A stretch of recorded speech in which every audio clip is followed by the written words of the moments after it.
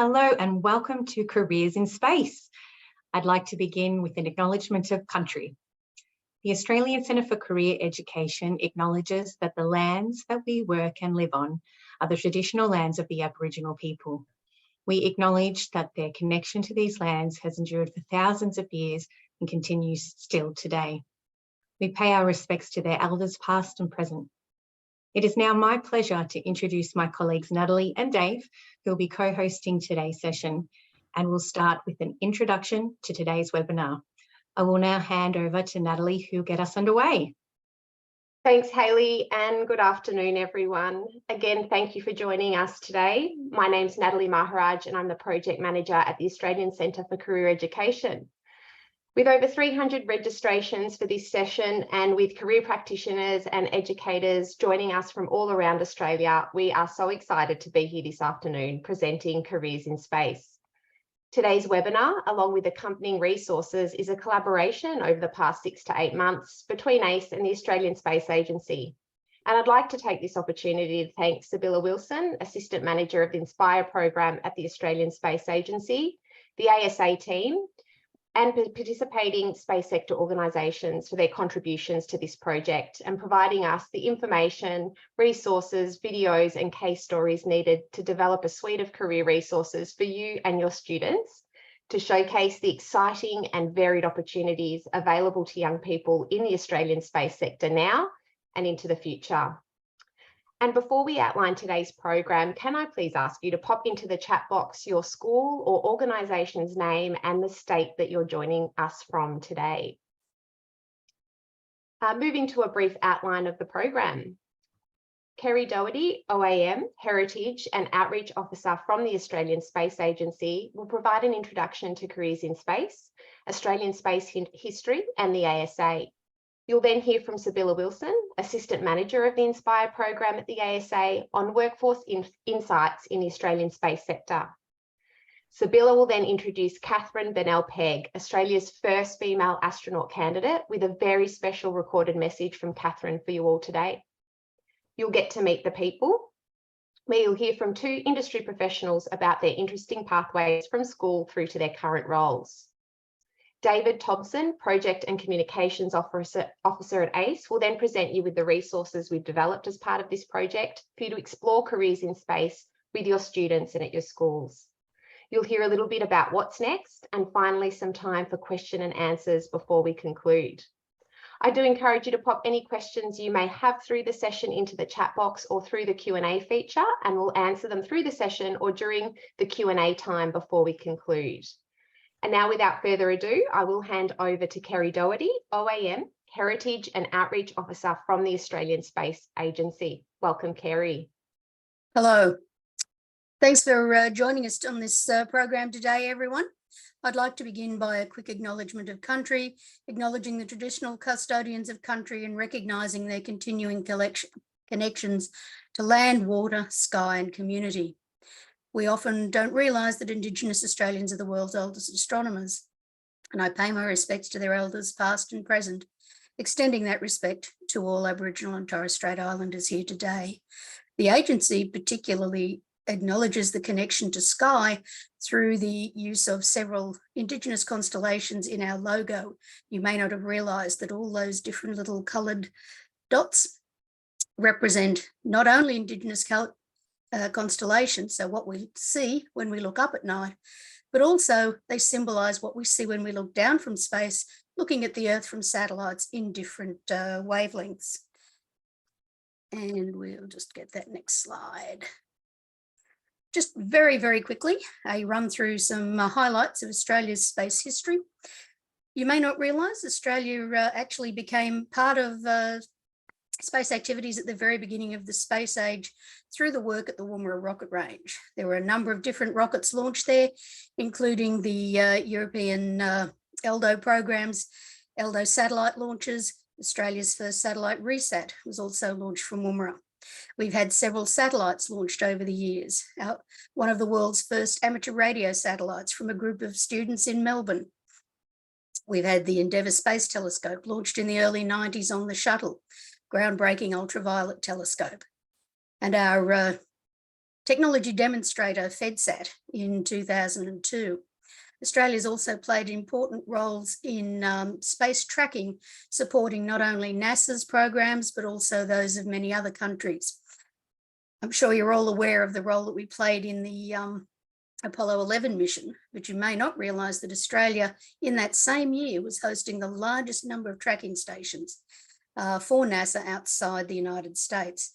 Today, we still play a role with both the Tidbinbilla tracking station and also the New Norcia ground station in Western Australia that supports the tracking needs of the European Space Agency. But Australia's played other roles that you may not have heard about at all. For example, we, for over 30 years, were a leader in developing space law through the United Nations Committee on the Peaceful Uses of Outer Space, which in fact Australians helped to found. We have, of course, previously had astronauts flying in space, Paul Scully-Power in 1984, and Andy Thomas from South Australia, who made 4 space flights over his career. Unfortunately, they had to fly as Americans, wearing American flags. Now, of course, we have Catherine, who is going to fly as an Australian. Australia's also been a leader in what we refer to as space applications, that is, utilising satellites for the benefit of the Earth. Now, you're probably familiar with communication satellites, and we were a founder of the oldest global communication satellite network, Intelsat, and one of the earliest countries to have its own domestic satellite network.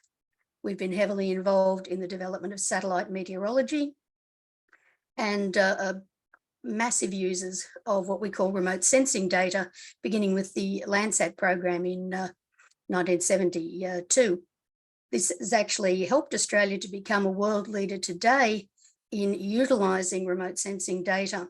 And through the 90s, we also developed a number of sensors that have been used on various remote sensing satellites, including the European Space Agency's ENVISAT. So that's just a very quick tour of a few highlights of what we've done in the past. But you're here to find out about space careers and the future. And a lot of students will say, well, why should we be interested in having a career in space? And those application satellites that I've just mentioned are part of the reason for why space matters. And in fact, among the resources that will be available to you from this program is our series of Why Space Matters posters. These come in digital form. You can print them out and actually, use them for display. But space touches every part of our lives every day, even if you never think about it. It's like an infrastructure in orbit that is seamlessly knitted into our everyday lives. And this series of posters covers things like how space operates in everyday life, how it supports sustainability, how space contributes to a whole range of health outcomes, positive ones, how it helps the development of new techniques in medicine and so forth, how space supports our safety here in Australia, our national safety and our safety in times of disaster. So all of these things are actually covered by our series of slides. I don't expect you to read these at the moment. I just wanted you to see the fact that we give you a little bit more in-depth coverage of these different aspects of why space matters to us. And this, of course, is why the Australian Space Agency exists, is to bring the importance of space and to bring the advantages that space offers us into everyday life through the development of an Australian space industry.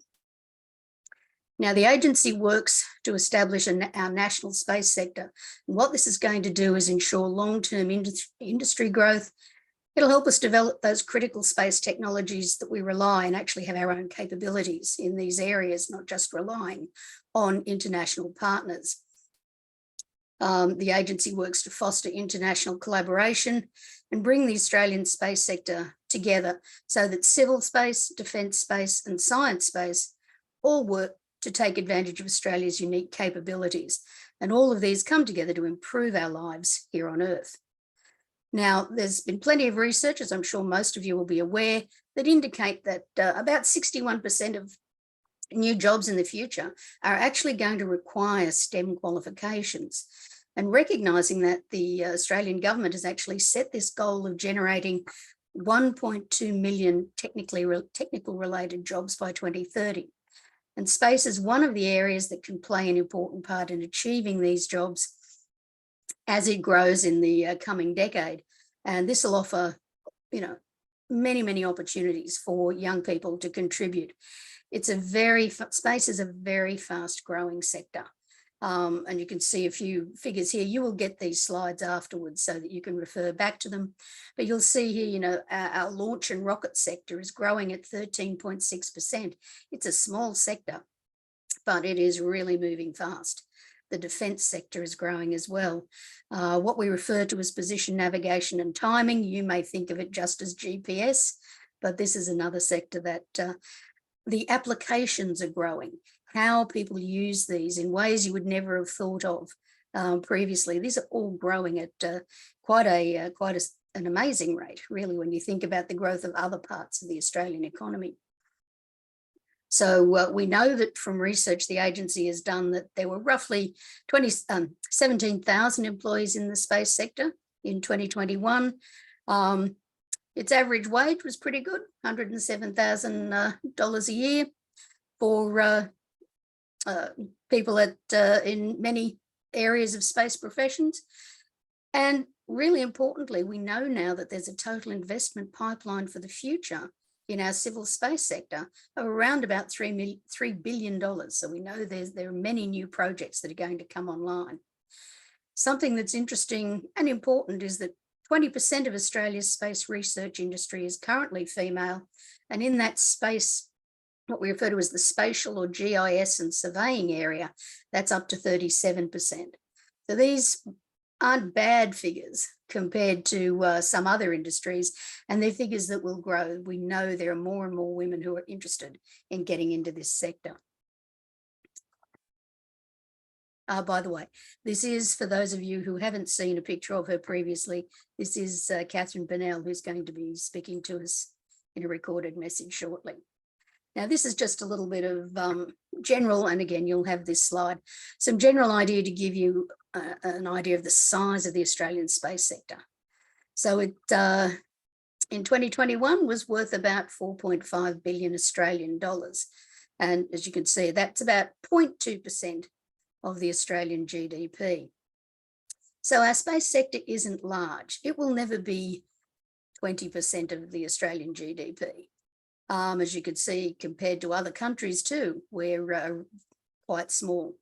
But as we grow, we should be able to move into these other sectors as well and actually take advantage of global supply chains to grow the sector, grow our industry here in Australia, and grow the job opportunities for people to come into the space sector. There's a few highlights of some current large Australian space projects that also have, will give you an idea of the kinds of things that are either online or coming online in the next few years.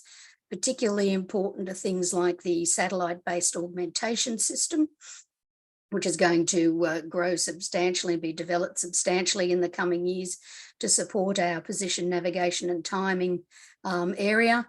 The work of the SmartSat CRC is going to help grow a number of areas in the satellite industry. And the Australian Space Manufacturing Network is another grouping that will grow in the coming years and again, provide a lot of job opportunities for young people interested in moving into the STEM sector. And at this point, I'm going to hand back to Natalie to move us on to a bit more detailed information about the workforce.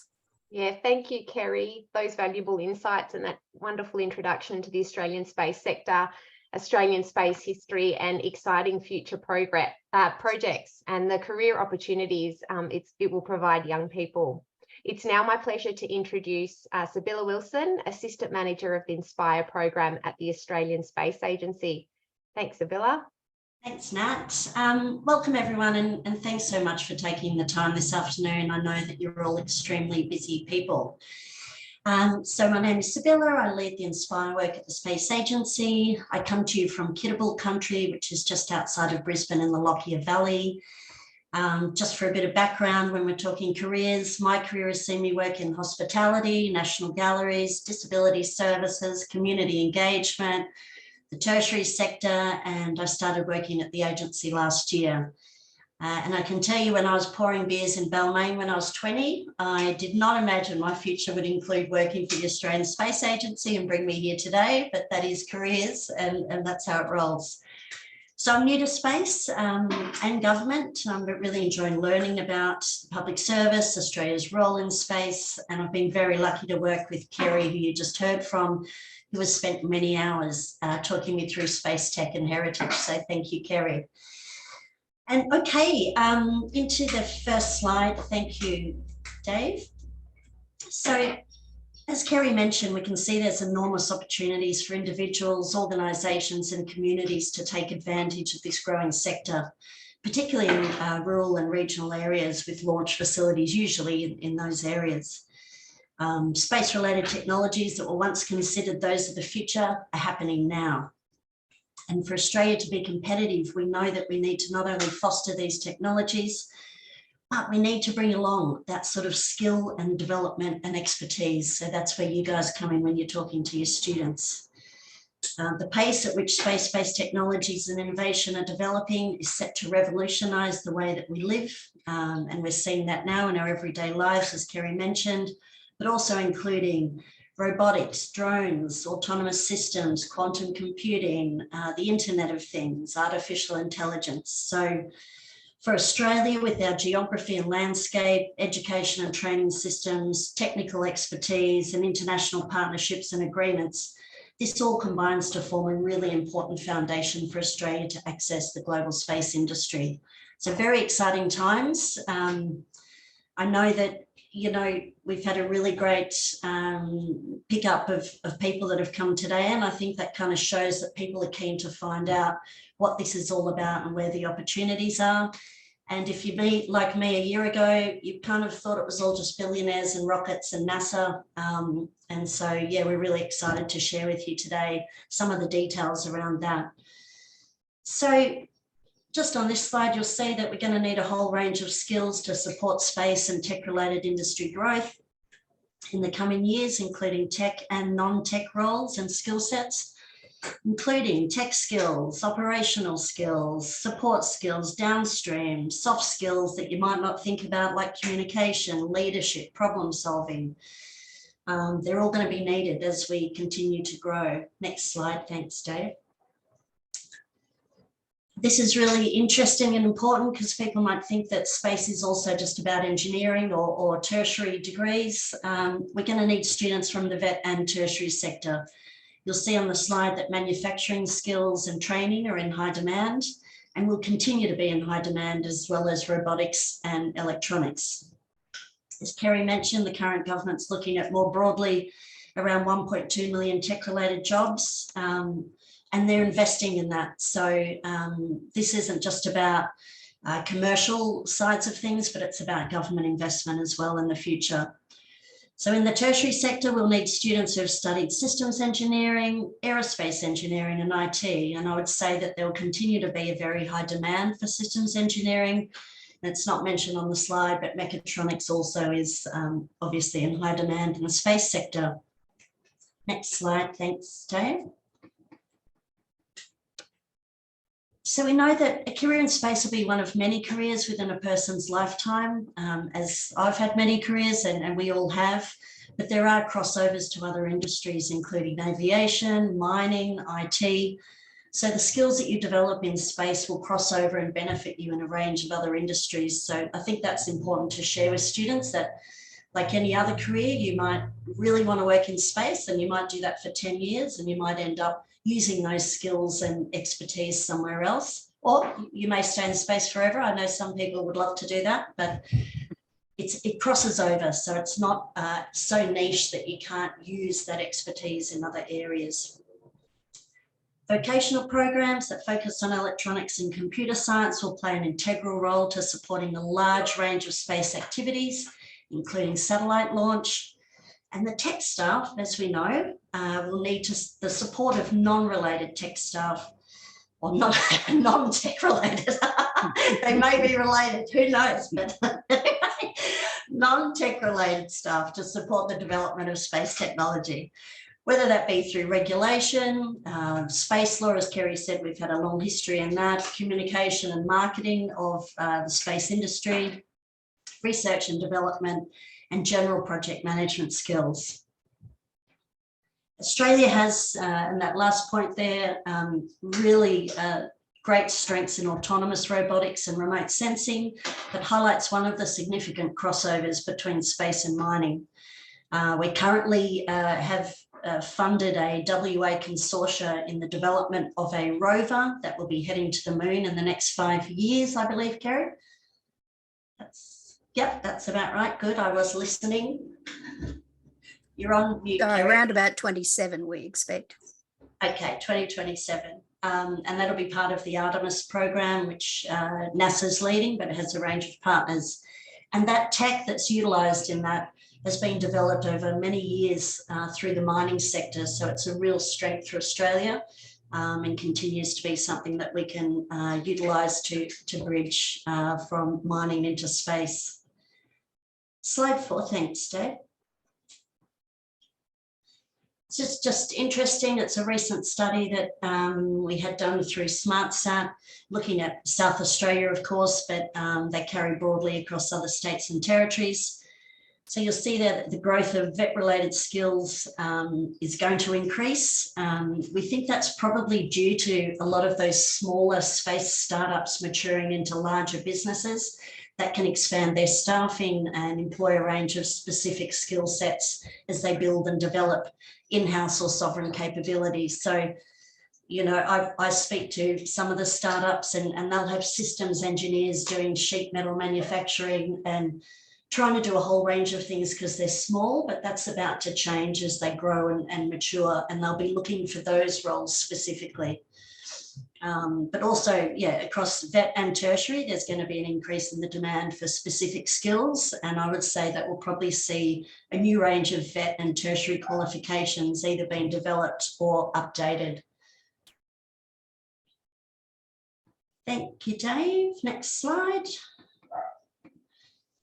Okay, so about 2 years ago, we commissioned a study to map the skills needed in the space industry and then looked at where the shortages were.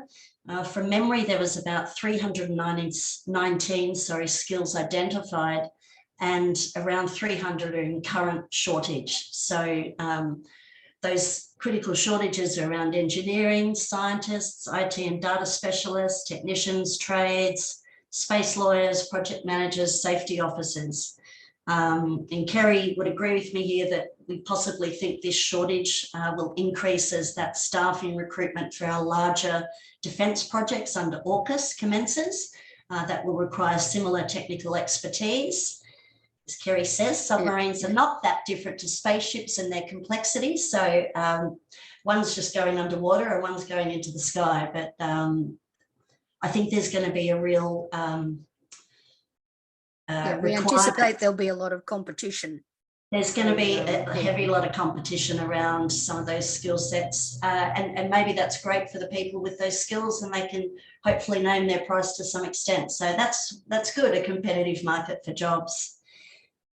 Dave, next slide, please. Okay, so as we can see here, the space sector is not homogeneous. Rather, it's made up of subsectors operating at different levels of size, growth, maturity, and scale. You can see there that communication tech and services is the most mature and the largest, and that mainly reflects your traditional communication players like Optus Satellite and other telcos, some defence communications with major space activities. And communication tech and services also contains the most participants. So 1 in every 4 of the space-related organisations operating in this subsector comes from Comtech and services. That dominance in market structure is not unique to Australia, but in fact reflective of most space sectors globally. So you'll also see, which is exciting, we all get excited about launch, and as Kerry mentioned, that's the fastest grower.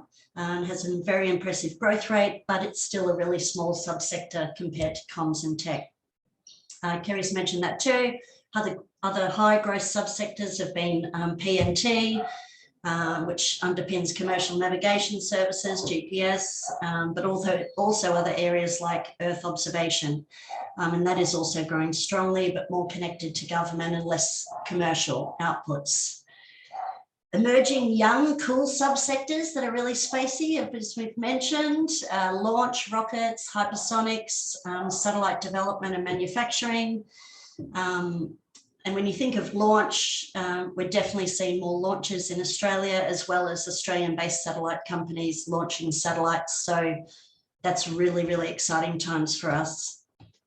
Just to get your heads around that, in part of your resource pack, you're going to get a really fantastic list of state and territory-based industries to share with your students and have a look at. I think it really shows how diverse and widespread industry is across Australia and the opportunities there are for future education and employment. Again, I wouldn't have known that a year ago, but it's really mind-boggling when you look at how many different industries there are or subsectors under space across all of the states and territories. And Kerry, yes, probably wants me to mention, if you're looking at Leapfrog R&D and wondering what that is, it's a sort of grouping of a range of things around research and development, but it's also focused quite heavily on space medicine, which is a growing area as well. Great. Dave, next slide. Okay, so here are a couple more resources. Dave's going to talk through them, but I just wanted to kind of highlight that these are really handy when you're talking to students. The Careers in Space booklet you can see on the left, that's a page from the booklet. We developed that with TAFE SA, and it gives you all of the current space-related courses for both vet and tertiary that are available across Australia, as well as the medium wage, which students always like to know. It's updated every 3 months with digital copy available on our website and also provided today by ACE. We'll be adding in an apprenticeship section in the near future, which we're really excited about. And the posters on your right there highlight some of the strengths students feel that they have that might be aligned with a sort of career in space, and also the subjects students may wish to choose in year 9 and 10 as they head into 11 and 12 and prepare for either a vet or tertiary qualification. I'd just add in regards to the subjects there, I'd still recommend students check into the prereqs of the courses from the universities and TAFEs that they wish to attend, because this is sort of a general highlight, but it's not specific. So that's it from me. I hope that's given you a better understanding of space careers and education. There's a lot of information there.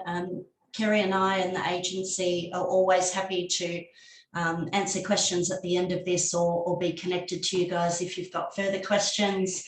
We do a range of career expos, but we're a small agency, so we can't get to everybody, but we certainly do try where we can to go and talk about careers.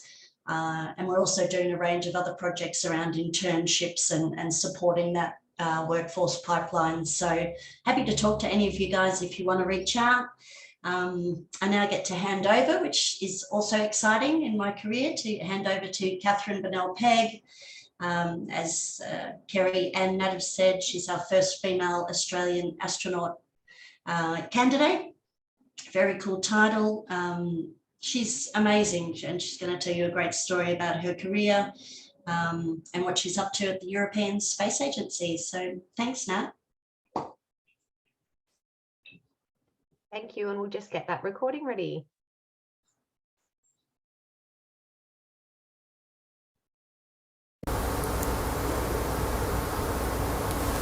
Hi, I'm Catherine Bennell-Pegg, Australian astronaut candidate. Saying that still gives me goosebumps. It's such a dream come true to be training here at the European Astronaut Centre in Germany. And if all goes well, I'll be graduating in April next year as an astronaut, with the hope of one day having the honour of being the first Australian to represent my country in space.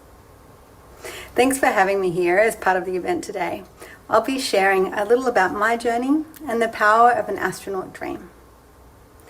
When I grew up, like many, I dreamed of being an astronaut.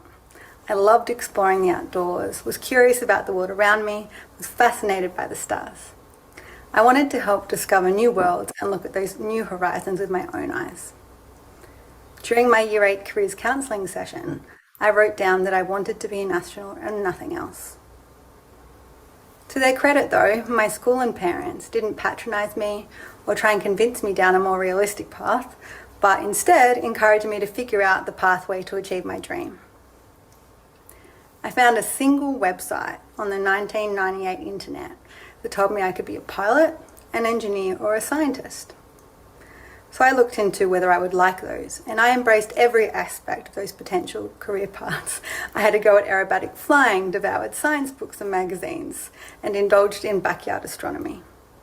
Little did I know, though, that at the time, that my involvement in sports, camping, drama, and other extracurricular activities would be just as important and formative. I was motivated to study hard, strive for personal growth, stay healthy, and out of trouble. Eventually, I decided to study physics and space engineering at uni, even though I didn't really know what engineering entailed. It was the mention of space in the title that drew me in. Throughout my uni years, I actively participated in more extracurricular activities. I joined the Army Reserves, the New South Wales State Emergency Service, undertook space-related internships in Australia and overseas. I also coached sports, played on the basketball team, and took part in an expedition with Engineers Without Borders in India. I worked hard to get decent marks, since the better you do, the more the doors that open for you. However, I soon realised that becoming an astronaut representing Australia wasn't possible. Our country had no astronaut program, not even a space agency. So I went overseas and fell in love with the space engineering career in its own right. I had the great experience to study and work across many countries on some of the most compelling space missions.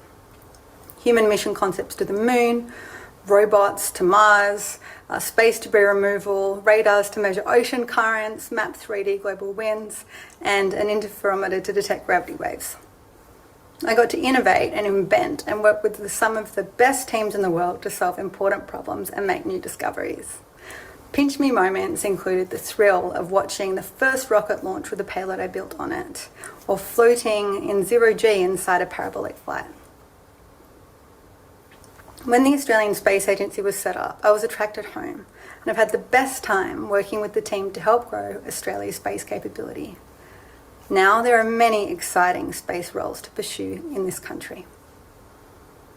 2 years ago, I finally got the chance to apply to be an astronaut. And by effort and good fortune, I now find myself here, training to fly to space. It may seem like I've ticked the dream off, but actually this is just the start of the journey. Basic astronaut training runs for a year and prepares us to be selected for any kind of space mission.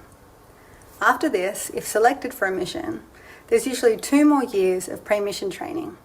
It's intense and very multidisciplinary, and even better than I could have hoped. There's so much to learn and bring home to create new opportunities for Australia to be involved in human spaceflight even more. I'm excited for what the future holds for me and for Australia in space in general. I'm so grateful to have had and stubbornly held on to the astronaut dream. To have a dream to pursue is a joy. It's powerful.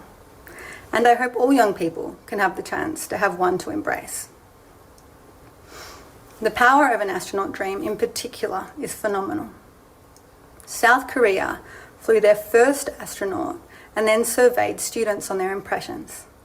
They learned that 55.4% of youths felt their preference for science and engineering had been positively influenced by the spaceflight. NASA recognised this inspiration through their educator astronauts and teacher in space projects. The Apollo effect, that impact in the US, is also well documented. Internationally, space agencies around the world have education departments and centres like the Australian Space Discovery Centre to help inspire the next generation.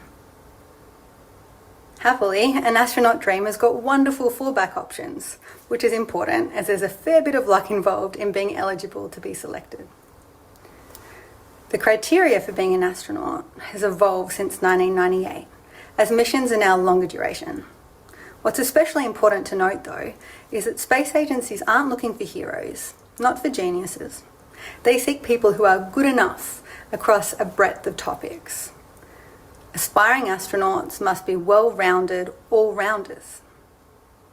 They can now have had their first career in almost any STEM field. My astronaut class includes a doctor, an astronomer, a military test pilot, a neuroscientist, aerospace engineers, a paratrooper, an Antarctic explorer, and others, some with multiple careers, to be fair. But space is so much more than just astronauts. Space ultimately is just a place. It's a place to do science, to run businesses, to provide infrastructure. From space, we can help with many of humanity's grand challenges, not just through the research astronauts enable in space stations like this mock-up here, but also through satellites that image our world or connect it. And this industry needs so many different jobs fulfilled, not just technical professionals, but also humanities, business, law, trades, and others. The breadth of space means that through its lens, educators like yourselves can grab kids' attentions on topics like popular culture, music, history, art, nutrition, fitness, teamwork, technology, engineering, variety of sciences, English, and more. The curiosity and sense of adventure that space ignites in children can lead them towards adjacent fields of interest. We're in a great position today to leverage space for inspiration and workforce development. Humanity is on the cusp of the next great space exploration and industrialization endeavour. All around the world, countries are preparing human spaceflight plans with unprecedented ambition. Space can help solve some of humanity's grand challenges: climate change, connecting remote communities, medical breakthroughs. But there is work to be done to ensure that all students can benefit. All can be inspired. In order to dream, you have to have the self-confidence to believe it could happen, given sufficient time and effort. You need to have within your sphere of reach the visibility and education to have the knowledge to turn your dreams into goals. So thank you for joining today and for the crucial work that you're all doing. Every astronaut I train with here has been positively influenced by educators, career counsellors, teachers and mentors. I'm a product of such a support system. While I may be the first Australian astronaut candidate, I certainly don't plan on being the last. The first people to go to Mars today are sitting in your classrooms, ready to be inspired, maybe in your classrooms. It's an absolute honour to help you to inspire young people to follow their dreams. Thanks. Wow. Real goosebump moment there. And I'm sure you'll all agree what an inspiring story and career journey, and so amazing to hear the impact Catherine's career practitioner had on her in school and educators, testament to the wonderfully important work you all do in your schools and communities. And we wish Catherine all the best in her astronaut training in Germany. It's now time to meet the people, and it's my pleasure to introduce Tori Tasker, Assistant Director, Space Technology, Human Spaceflight at the ASA. Welcome, Tori. Thanks, Natalie. Can I just get a sound check? Are we all good on that? You're good. Fantastic. Thank you so much. Wow, what a speaker to follow. Thank you for that wonderful slot. I can confirm Catherine is just as inspiring as in real life as she is in person. Part of my job is getting to work with her closely. So I'm really grateful that you all got the opportunity to hear from her, and thank you for your time and listening to me speak today. As Natalie said, I'm the Acting Assistant Director of Space Technology for Human Spaceflight in the Chief Technology Office of the Australian Space Agency. If I could just grab my slides up there, that would be fantastic. It might just be the next one. Thank you. So what I'm going to briefly chat through today, and what I want to share with you is my journey into my career in space, and hope I can be a bit of a case in point as to some of the points that Sibylla and Kerry and Catherine have all pointed out to you today. I'm going to do this in a pretty visual way. I'm a very visual person, so I've got a bit of it looks like maybe a bit of a weird diagram to you, and then I'm going to follow on with some photos, with ending with some of my, I guess, key messages that I've kind of gathered throughout my early career. into where I am now in the Australian Space Agency. I'm currently coming to you from Adelaide, which is where I grew up. Been a bit of a journey, which I'll talk you through to come back to Adelaide. But I'm going to start with my school journey. For me, I didn't really feel like I felt, set into any particular category. My mind definitely separated humanities and sciences, and felt I was okay at all of those things, but didn't really excel. And looking back, I think I gave myself a hard time about that. But actually, that's become something that I'm really proud of and lean into every day in my space career, and have done in my education journey and career journey. To give you a bit of an idea as to what that looked like, my year 12 subjects were biology, chemistry, music, society and culture, English communications, and of course the research project. So it was a real mixed bag across the board. And that kind of led me into uni, which was, again, another mixed bag. I started off in science, having the dream of becoming a surgeon, which was a real test for me in perseverance, and ultimately reframing what I classed at the time that failure looked like. And ended up having a bit of a really big rethink about what do I want to do. Space was not on my radar yet. I was still unsure about where to go and what to do, but I wanted to follow a passion. So I picked archaeology. So my undergraduate degree is actually in archaeology, specializing in forensic anthropology. So while you may not understand why does being able to look at some bones and x-rays and look at pathologies and trauma come to where I am now, for me, it's the transferable skills. It's the way of thinking. It's following something that you're really passionate about. That is why I look back and think, wow, I work in space now, but I started with an archaeology degree, but that was still such a useful exercise and incredible passion that I got to experience there. And that took me into the world of museums. My first master's in museum and heritage studies, where by expressing my passion and reaching out to that incredible support network around me at uni, I got to help develop exhibitions at an observatory in Canberra. And that for me was my discovery of space, which was really, I was about 19 or 20. I wasn't the kid who dressed up as an astronaut as a little girl, but don't worry, I made up for that in my late 20s. But that's where I discovered my love for space and for astronomy and incredible technologies. This took me overseas to the United Kingdom to work at the National Space Centre there, which is where I really learned how things that are, I think, often dichotomized, whether that's the creative arts or humanities, as being completely separate and different to sciences, really kind of came all together. Really reiterating what I went through in my high school journey of trying to separate these things that actually are better together. As the public engagement manager at the National Space Centre there, I got to figure out how I can tell stories and narratives and communicate really important and exciting science through science demonstrations, through blowing up things on a stage to show how a rocket works, to running planetarium shows, working with a team, so developing leadership skills, management skills, administrative skills, and really bringing all these different areas together, which took me on to my next role, which I decided to take a bit of a break from space. As you can probably tell, that didn't last super long, because space is definitely my lifelong passion, I would say. But I moved back to Australia to work at the Australian Museum in Sydney. I wanted to go back to that those archaeological roots, and do some event management. During COVID, being an event manager, your job changes a lot. So I became a digital producer.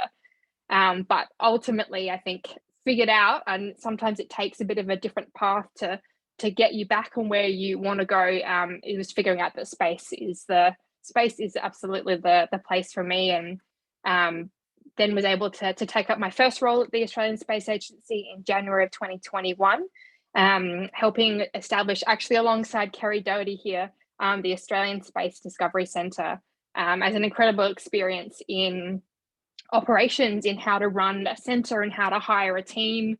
I was finishing off my master's in business administration at the time. I'm a big advocate of learning and doing by learning as well. So I've got to experience all these different angles and these different sides of space, and watch a global but also an Australian space sector continue to thrive, and was figuring out maybe what my next, I guess, step in space was. And I think this is a complete testament to the Australian Space Agency, but to the way I think the space sector in Australia, particularly now being so, I guess, new in its current format, but young in its overall existence, is the ability to take a passion and really follow it through. I was able to, I guess, change teams in the agency and step into a bit more of a technology focused role, which is the team I'm in now, the Chief Technology Office, and put my hand up and say, hey, if there's anything human spaceflight related, I'd really, really love to have a go at that. Whatever it is, I'll have a go. I'm really interested in that. And it was actually Catherine Bennell-Pegg who said, hey, Troy, we've got some of this work coming up. Do you want to take the lead on that? So I said, yes, of course I do. And here we are almost a year later from taking on that first human spaceflight role. And over the past year, I've been able to sit in the room with the best and biggest of human spaceflight around the world, absolutely pinching myself every single time. And this is what our space sector nowadays can enable. And I would say for young people, but I think for anyone wanting to step into space, is that there isn't currently that space industry ecosystem legacy, which means that people can step in at different levels because of their passion and their hard work and their work ethic.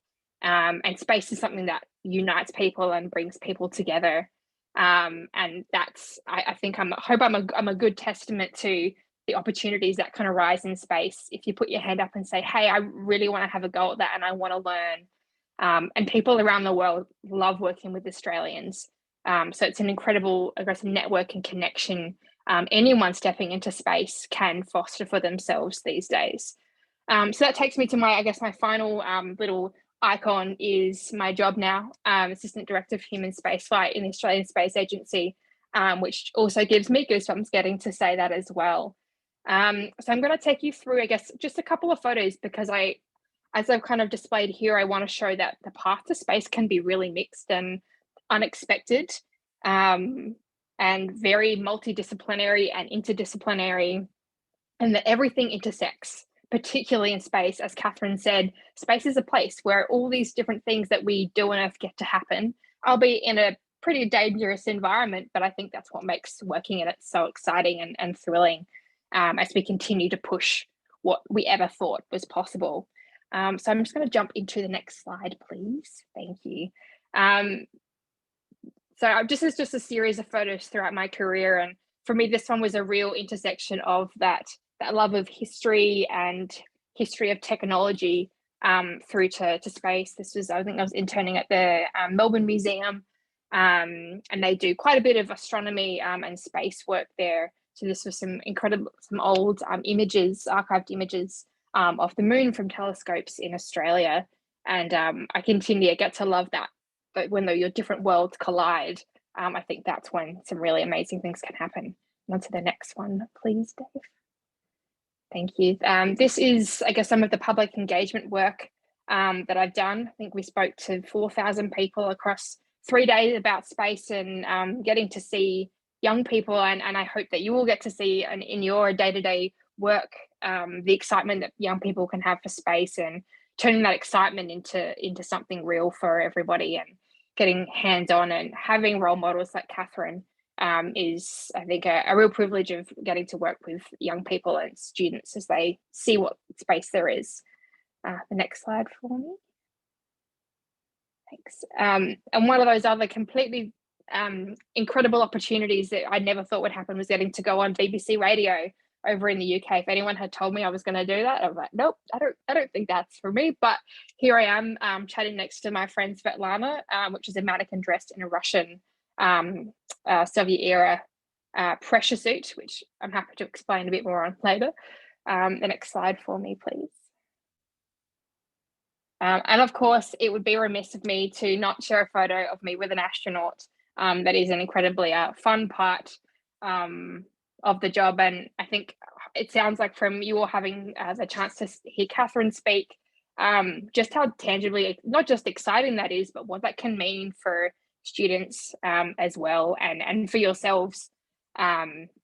It's an inspiring thing to see the team that is behind an astronaut as well. And that's something I very much learned in Catherine's journey, is the incredible infrastructure and support systems that are in place to help them achieve what they get to do in space. The next slide, please.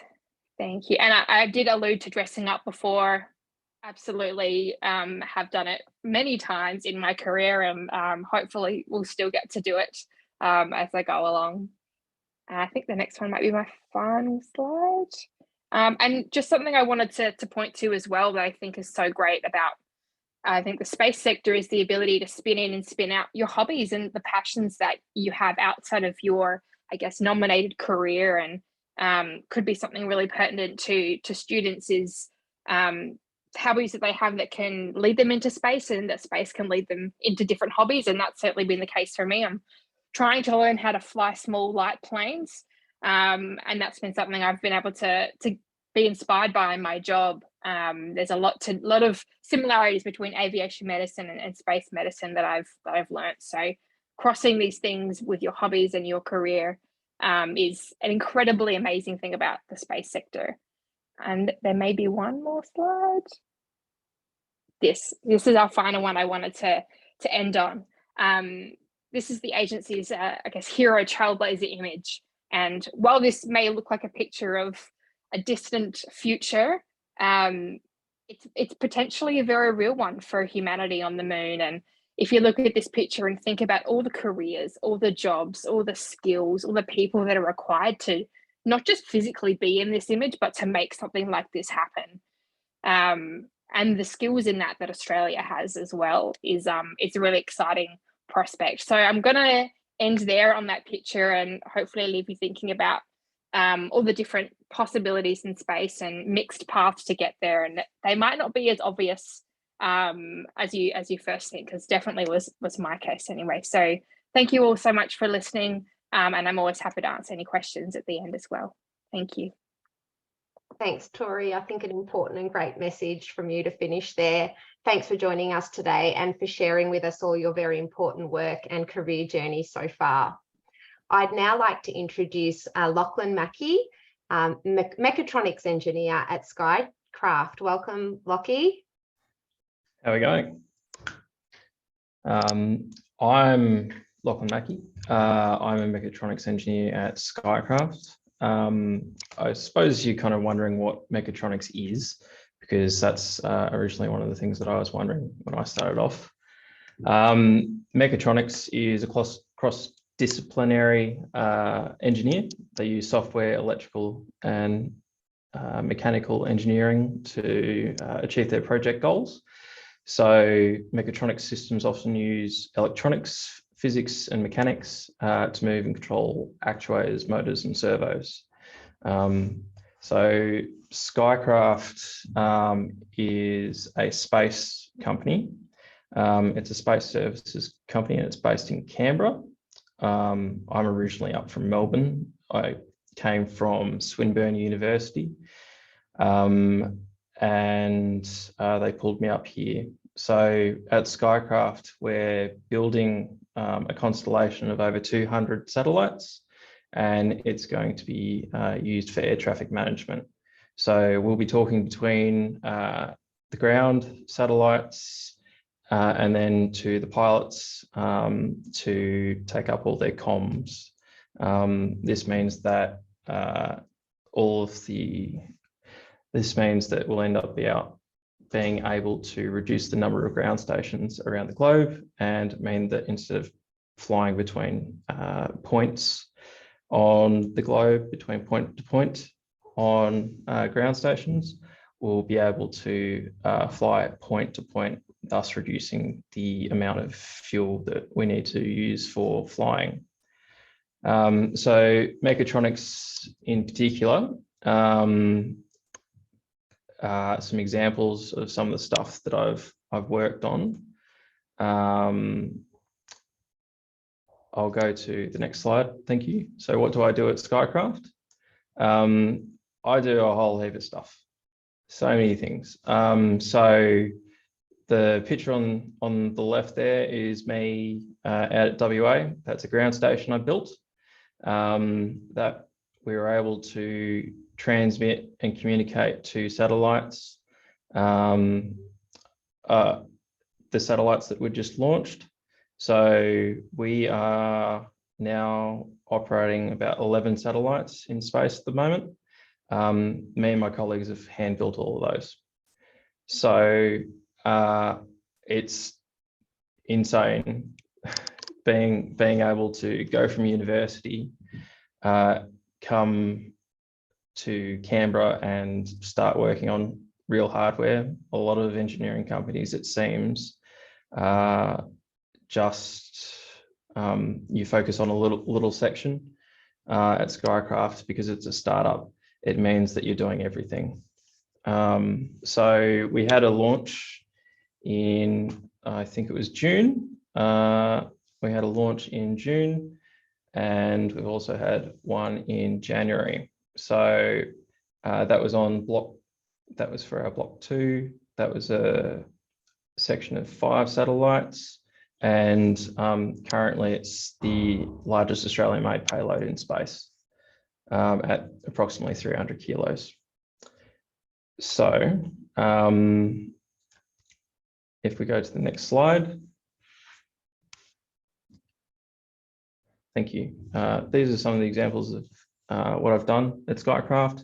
So up the top there, I've gone and built battery testers, each of the battery packs inside the satellites. Were hand built by me and my colleagues. You need to get charge curves to make sure that everything's hunky-dory and it's not going to blow up on launch. The bottom photo, bottom left, that's actually our satellite deploying from the stack, just above the time code there. So that was really cool.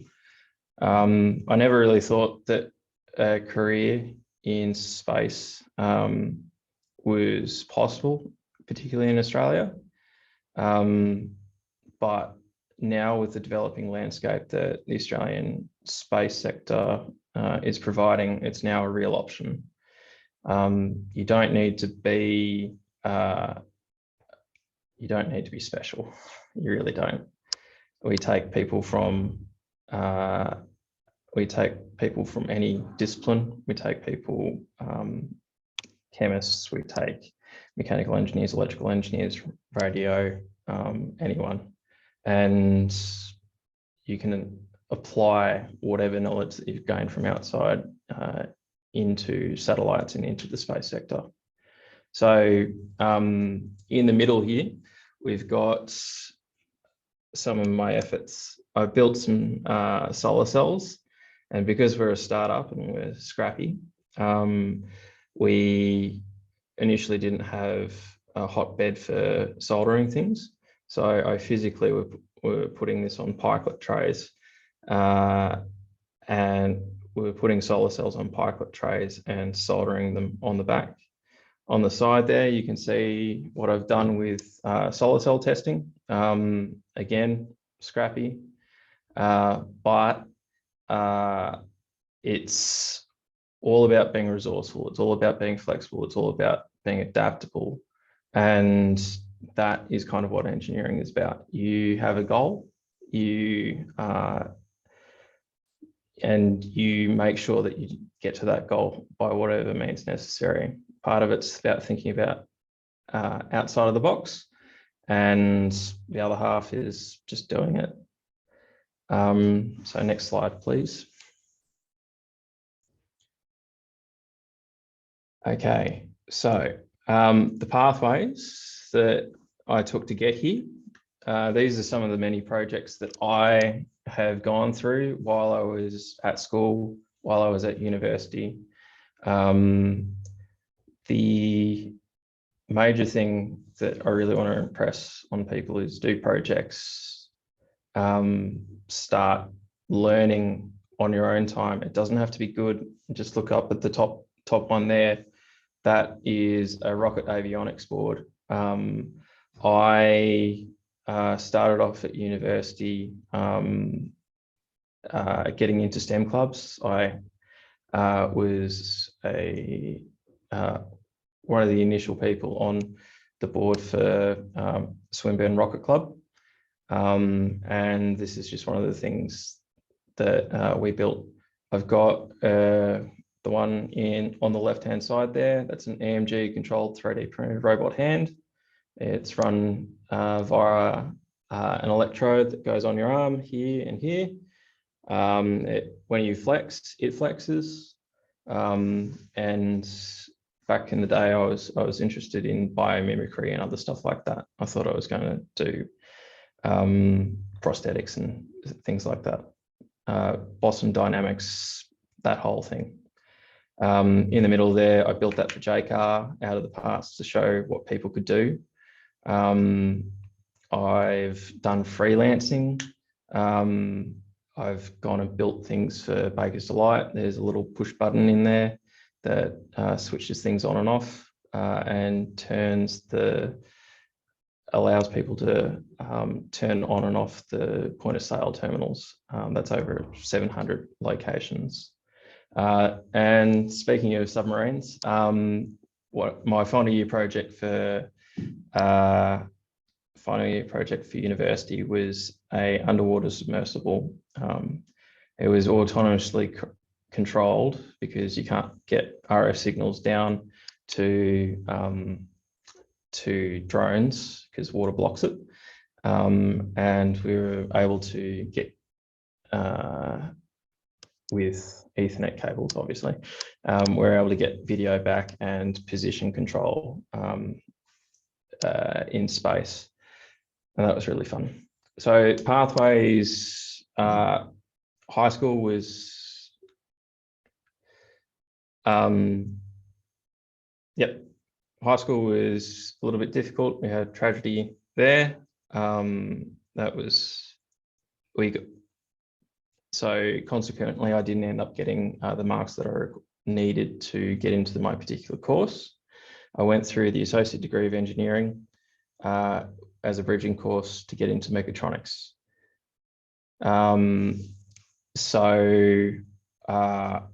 From there, I ended up being the president of a STEM club at Swinburne University, Swinburne Tinkerers Guild. I then got into Melbourne Space Program and answered a Facebook job application for Skycraft. Initially, it was for an internship, but they decided instead maybe I should go full time. So advice for students looking to get into engineering: start now. Grab an Arduino. An Arduino is a little microcontroller. It controlled that robot hand that I was talking about. They're super easy, they're super easy to get started with. Grab a 3D printer or whatever your chosen medium is, crafts, sewing, balsa wood, who cares? Learn to solder. You'd be surprised by the amount of electrical engineers that don't know how to solder. It's a really valuable skill. Learn Python, learn C, and build a project portfolio. I've gotten jobs off the back of my portfolio website. It doesn't take much. Just chuck a couple of photos with a brief explanation on the end of it. Yeah, well, I worked at JCAR and I worked at Ultronics, and that helped me along the way as well.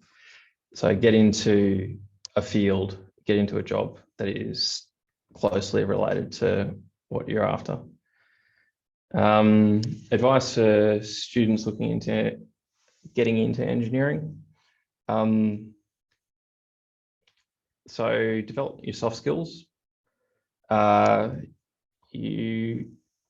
You're going to be working in teams as an engineer. You're going to be working in teams as a technician. You're going to be working in teams as a business person. Being able to navigate navigate relationships, being able to navigate how to get projects done requires communication. So work on being a well-rounded person. Don't just focus on the technical stuff. You need to have a bit more of a personality outside of that.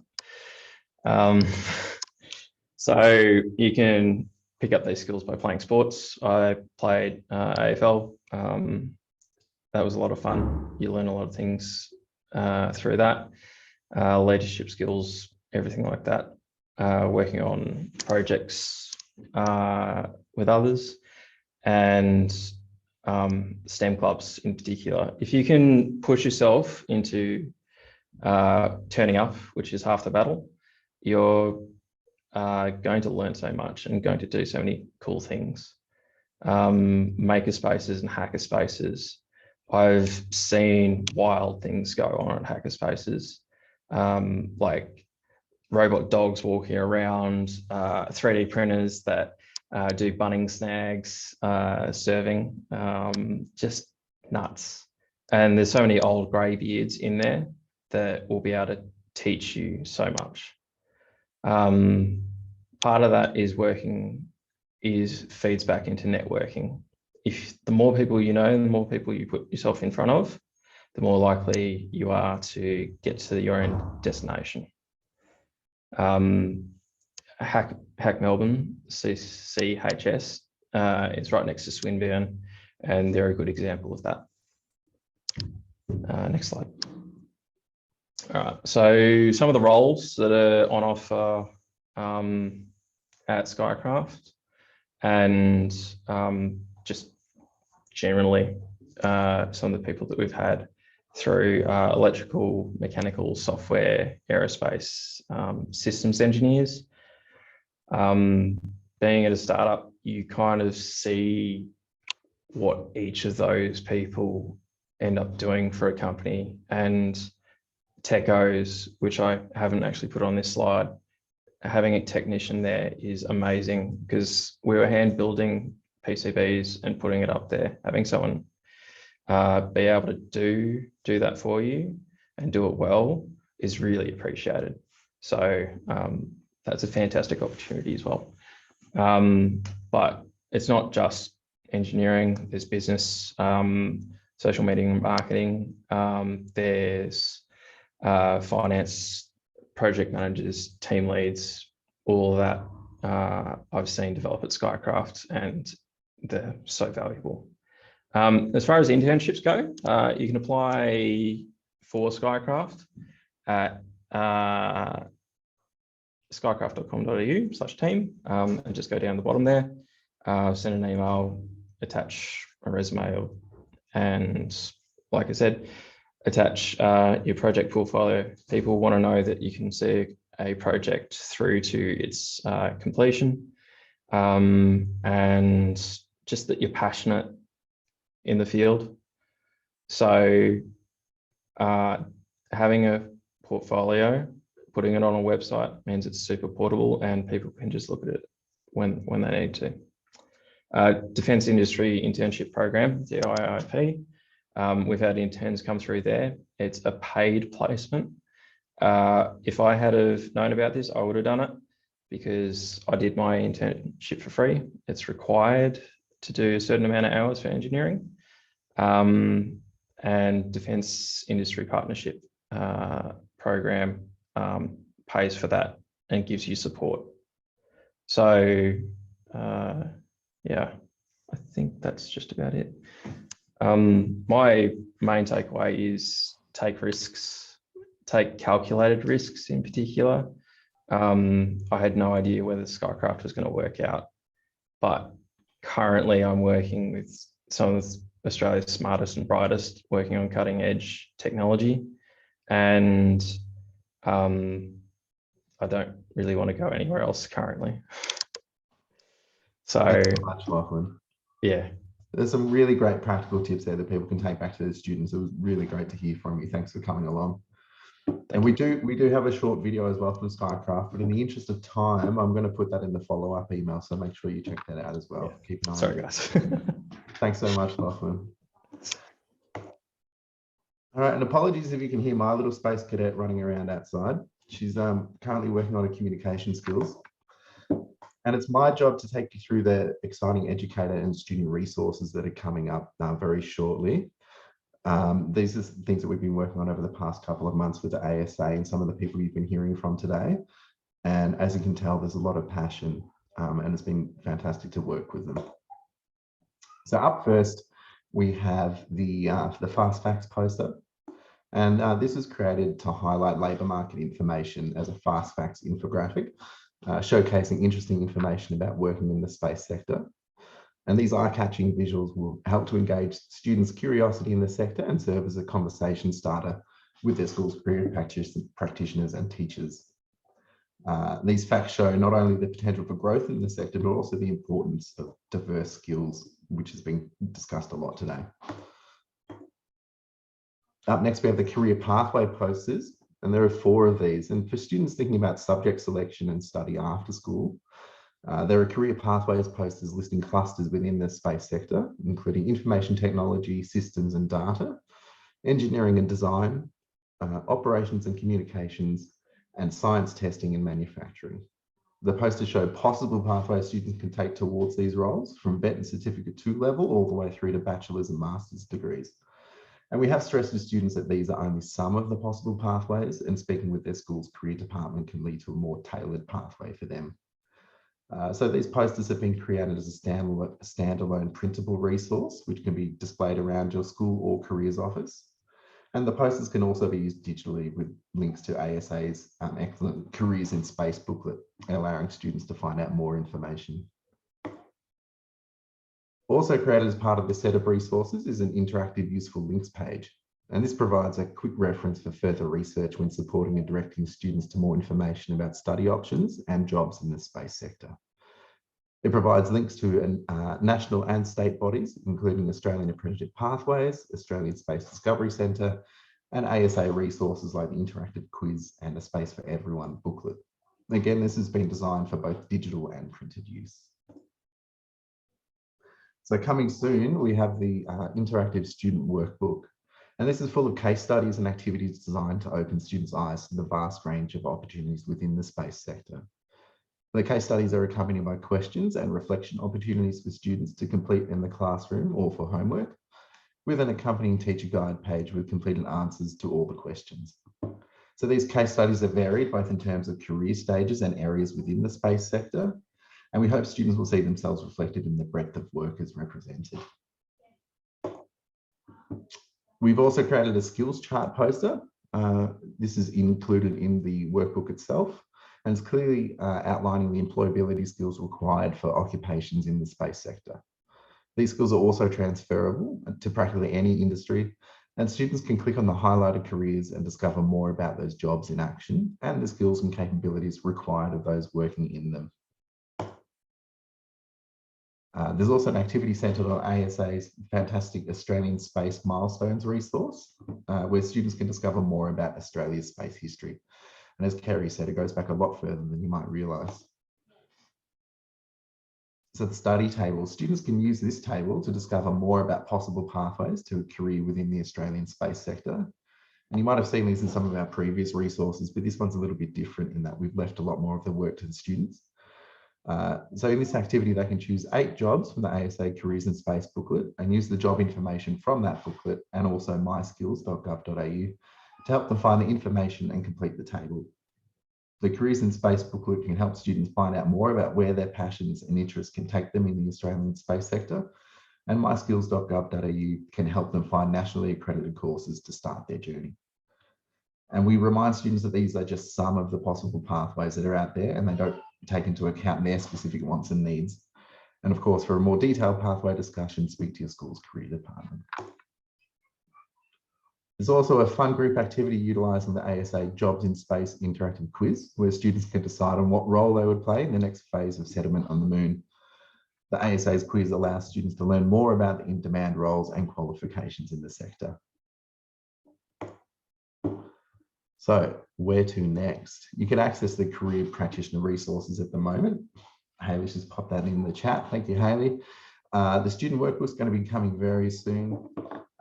Look out for an email coming soon also with information and opportunities from the organisations that are participating in this program. You can always get in touch with us with further information. That's projects@cav.vic.edu.au. So that's it for the resources. Now we can get to the questions. And I can see a couple already that have come through. The easy ones, the recording of the slides that'll be coming out in a follow-up email later this week, probably tomorrow. So keep an eye on your inbox and we'll be sending out the slides, the recording, all the links and resources that we've mentioned here today.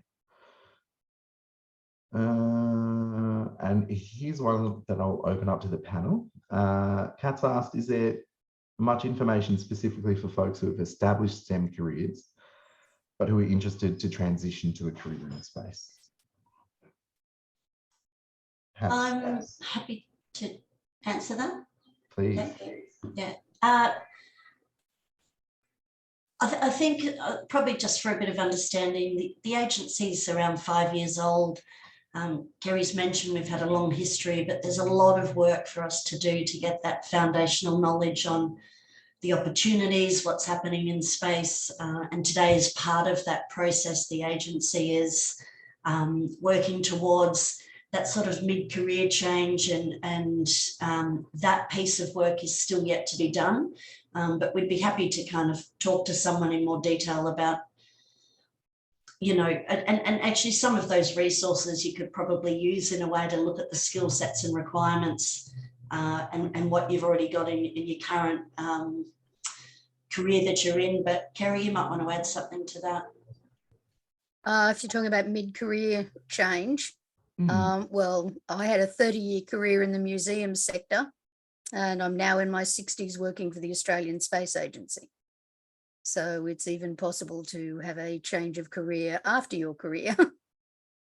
And it's very much a matter of if you have the kinds of skills we've talked today about, skills being transferable, you know, and take stock of the skills you have in your current STEM career, and look at, just like literally we're saying to the students, you know, look at the skills or interests you have developed and where you think they would fit into different parts of the space sector. So look at those skills that you've got and look at the different areas of the space communities, the different areas of space work where those skills might actually be applicable, and literally go ahead and give it a go.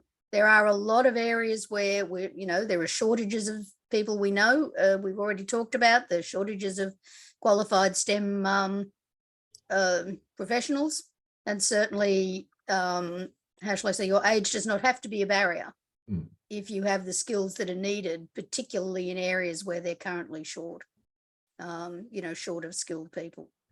And just to add to that, I mean, it may require, you know, retraining, going to vet or tertiary, as a lot of us have done at different parts of our career. But yeah, there's not a specific resource, but we'd be happy to work on something. And having worked pretty closely with those resources for the past couple of months, I can say that they're applicable to a wide audience. It's not just, you know, secondary students. Yeah, like Kerry was saying, mid-career changes, they can benefit from these as well. The information's relevant to anybody, no matter their age.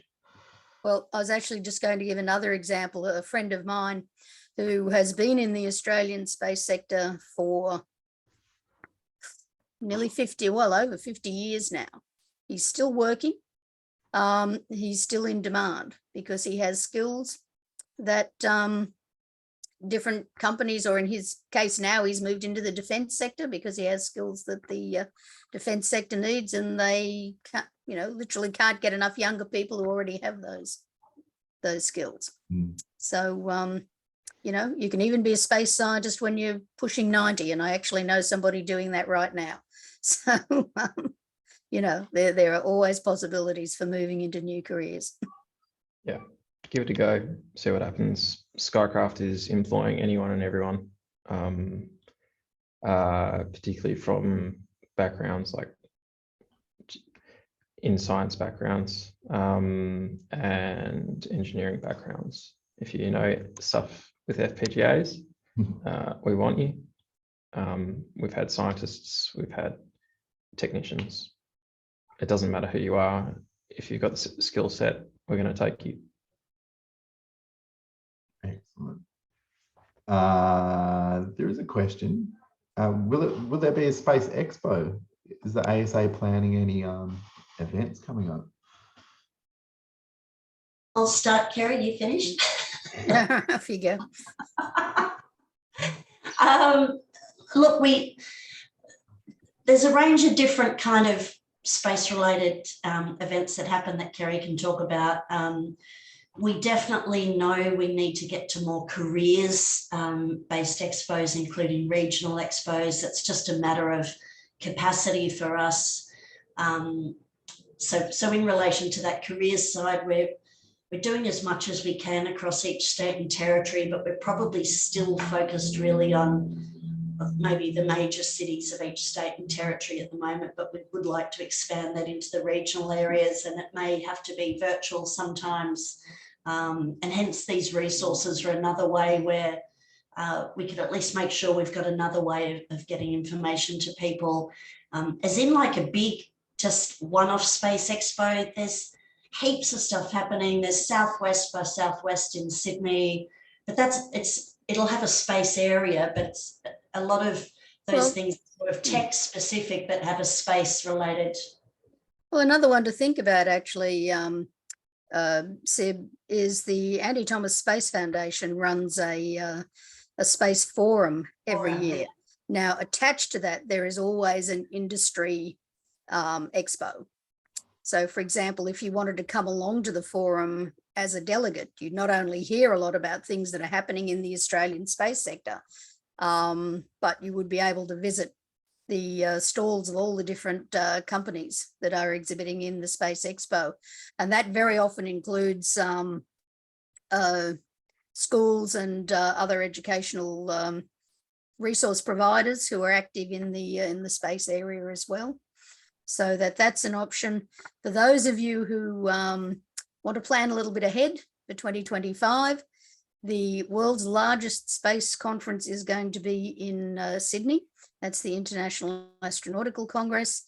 The IAC always has a huge space industry expo attached to it, and that is open to the public on at least one day.